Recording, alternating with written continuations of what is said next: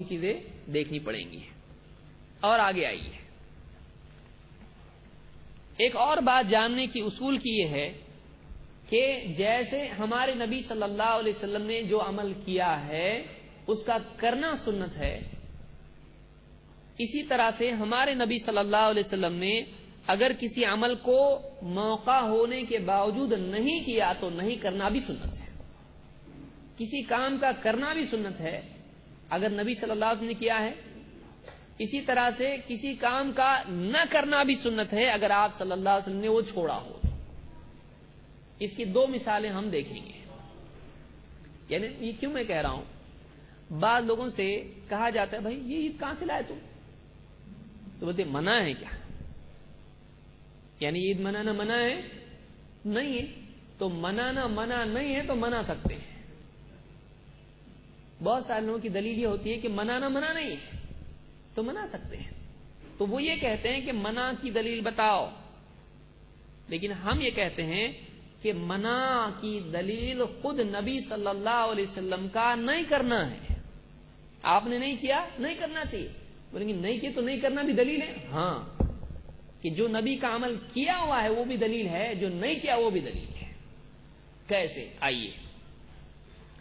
عبداللہ ابن عمر رضی اللہ تعالیٰ عنہ صحابی ہیں، ان کے بارے میں روایت ہے انہ خرج فی یوم عید، وہ عید کے دن گھر سے نکلے، فلم یصلی قبلها ولا بعدها، عید کی نماز سے پہلے، عیدگاہ میں عید کی نماز سے پہلے اور عید کی نماز کے بعد انہوں نے کوئی نماز نہیں پڑھی.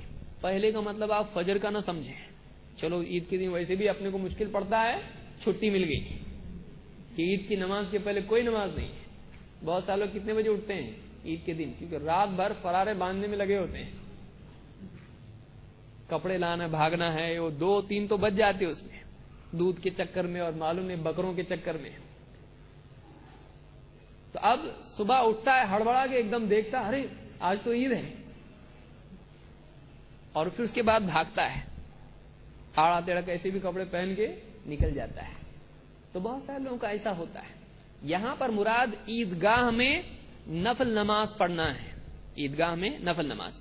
تو عبداللہ ابن عمر رضی اللہ تعالیٰ نے عیدگاہ میں عید کی نماز سے پہلے بھی نماز نہیں پڑھی اور عید کی نماز کے بعد بھی کوئی نماز نہیں پڑھی. اور کیا کہا؟ وَذَكَرَ أَنَّ النَّبِيَّ صلی اللہ علیہ وسلم فَعَلَهُ، اور کیا کہا انہوں نے؟ اللہ کے نبی صلی اللہ علیہ وسلم نے ایسا ہی کیا ہے. آپ بتائیے وہ دلیل کرنے کی دے رہے ہیں کہ نہیں کرنے کی؟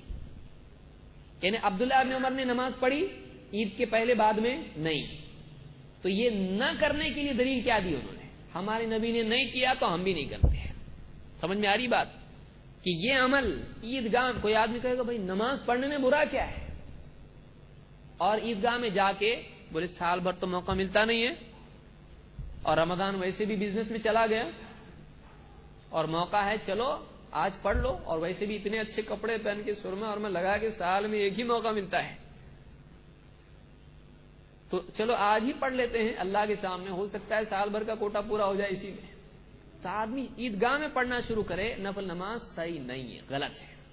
کیوں غلط ہے؟ منع ہے؟ نہیں ہے، منع کی دلیل نہیں ہے.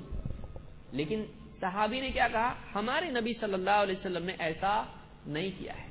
ہمارے نبی صلی اللہ علیہ وسلم عیدگاہ میں نماز نہیں پڑھتے تھے، ہم بھی نہیں پڑھیں گے. سمجھ میں آئی بات؟ تو نبی صلی اللہ علیہ وسلم نے ایک عمل نہیں کیا تو صحابی نے بھی وہ عمل نہیں کیا. صحابہ کا یہ طریقہ تھا. یہی بات آپ عید کے بارے میں لو تو کیا پرابلم ہے؟ یہی بات اگر ہم عید کے بارے میں کہیں کہ ہمارے نبی صلی اللہ علیہ وسلم نے اپنا برتھ ڈے نہیں منایا، یہ بہت خراب لگتا بولنے کو، ہے نا؟ حالانکہ وہ کیا ہے؟ میلاد کے معنی کیا ہے؟ میلاد ولدا سے ہے، لم یلد ولم یولد، ولد پیدا ہونا. میلاد پیدا ہونے کے وقت اور پیدا ہونے کی جگہ کو کہا جاتا ہے، اور غالب اس کا استعمال پیدا ہونے کے وقت کے لیے ہے. تو میلاد کے معنی اگر آپ ڈکشنری میں ڈھونڈیں برتھ ڈے کے ہوتے ہیں. تو ہم نبی کا برتھ ڈے منا رہے ہیں، اور بہت سارے پیارے لوگ تو اب کہتے ہیں گڈو کا برتھ ڈے منا رہے ہیں، نبی کا نہیں منانے کا. یعنی بچے کا اپنے منا رہے، بچے سے محبت ہے، نبی سے نہیں ہے محبت. جب بچے کا منا رہے تو نبی کا بھی منانا چاہیے. یہ الٹی دلیل ہو گئی. ہم بولیں گے بھائی جب نبی کا نہیں منا رہے تو گڈو کا کیوں منا رہا؟ آنا ایسا چاہیے تھا. اب کیا ہو رہا ہے؟ پانی نیچے سے اوپر کی طرف جا رہا ہے, وہ بھی گندا پانی. سوچئے امت کہاں چلی گئی ہے. کس طرح کے اصول ہم نے بنا رکھے ہیں کہ ہم اپنے سے نبی کے لیے دلیلیں لیتے ہیں, حالانکہ نبی سے اپنے لیے دلیل لینا چاہیے تھا.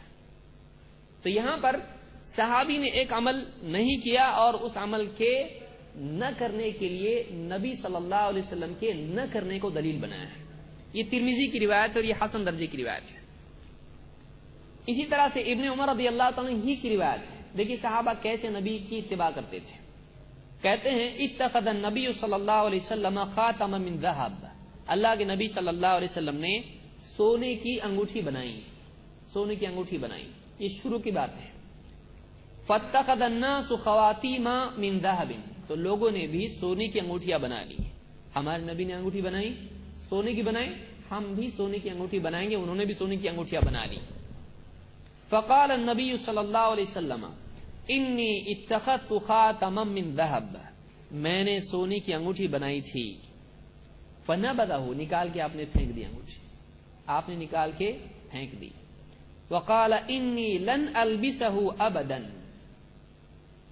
میں اس کے بعد اس کو کبھی نہیں پہنوں گا. پہلے پہنی تو لوگوں نے بھی کیا کیا؟ سونے کی انگوٹھی بنائی, پہنی. ہمارے نبی نے کیا, ہم بھی کریں گے. پھر آپ نے کیا کہا؟ دیکھو میں نے بنائی تھی اور آپ نے نکال کے اس کو پھینک دیا اور کہا اس کے بعد میں کبھی اس کو پہنوں گا نہیں. ابدن.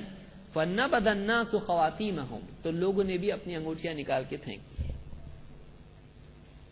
آپ صحابہ کو دیکھیں, نبی نے ایک عمل کیا, صحابہ نے بھی کیا. نبی نے اس کو نکال دیا انگوٹھی کو, پہنا تو پہنا, نکالا تو نکالا. تو عمل جیسے کسی چیز کے کرنے میں ہوتا ہے, اتباع جیسے کسی عمل میں کرنے میں ہوتی ہے, اس عمل کے چھوڑنے میں بھی اتباع ہوتی ہے. سمجھ میں آئی بات کہ ہمارے نبی صلی اللہ علیہ وسلم ایک عمل کریں تو ہم کریں گے, نہیں کریں چھوڑ دیں تو ہم بھی چھوڑ دیں گے.